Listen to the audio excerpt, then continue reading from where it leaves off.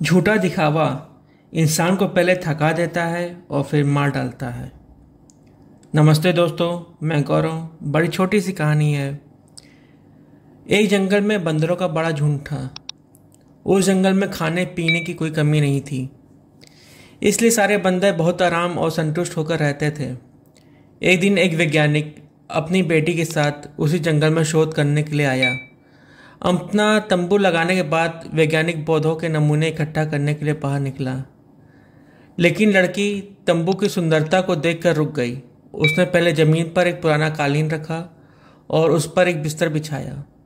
तंबू के बीच लालटेन लटकाई और उसके नीचे एक छोटी मेज और सेब से भरे टोकरे को रख दिया। वह सब देखने में बहुत ताज़ा, खूबसूरत और बड़े लग रहे थे। सारे बंदर लालच से उस कृत्रिम सेब को पेड़ों पर बैठे देख रहे थे। तंबू के सामने जगह साफ करने के लिए लड़की बाहर निकली। तब एक बंदर ने तेजी से झपट्टा मारा और एक कृत्रिम सेब उठा लिया।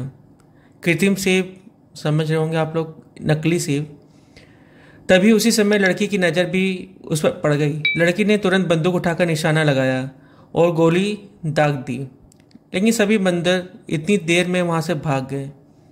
काफ़ी देर के बाद सारे बंदर रुक गए जब उन्होंने देखा कि उनका कोई पीछा नहीं कर रहा है। चोर बंदर ने हाथ उठाकर सबको सेब दिखाया। सभी बंदर हैरत से और ललचाई नज़र से उस बंदर को देखने लगे कि उसे कितना अच्छा सेब मिला है। इसी कृत्रिम सेब को हाथ लगाने की कोशिश करने लगे। चोर बंदर ने सबको फटकार कर नकली सेब लिया और पेड़ के ऊपर जाकर बैठ गया। सेब मुंह में दबाकर खाने लगा। नकली सेब बेहद कड़े प्लास्टिक से बना था। बंदर के दांतों में चबाने से दर्द शुरू हो गया। बंदर ने 2-3 बार और कोशिश की, लेकिन हर बार दर्द होने लगा। उस दिन चोर बंदर पेड़ की उसी शाखा पर भूखा रहकर गुजारा। अगले दिन वह पेड़ से नीचे गया। सभी बंदरों ने उसे सम्मान से देखा क्योंकि उसके हाथ में वो नकली सेब मौजूद था। दूसरे बंदर से मिलने के वाला सम्मान को देखकर चोर बंदर ने सेब पर पकड़ मजबूत बना ली। अब दूसरे बंदर फलों की तलाश में निकले और पेड़ से दूसरे पेड़ तक कूद कर फल तोड़कर खाने लगे। चोर बंदर के हाथ में वही नकली सेब था, इसलिए वो पेड़ पर नहीं चढ़ सका। वो सेब को हाथ से नहीं छोड़ना चाहता था, इसलिए वह दिन भर भूखा प्यासा रहा। यही सिलसिला आगे कुछ दिन तक चलता रहा। हालांकि दूसरे बंदर उसके हाथ में नकली सेब देखकर उसका सम्मान करते, लेकिन उसके खाने के लिए कुछ भी नहीं देते। चोर बंदर भूख से इतना निढाल हो गया, अब उसे अपनी आखिरी वक्त नजर आने लगा।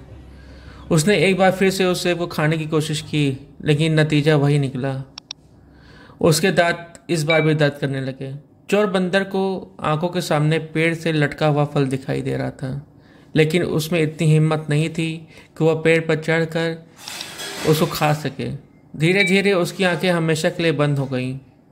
जैसे ही उसकी जान निकली, नकली सेब पर पकड़ ढीली होने से वह एक तरफ लुढ़क गया।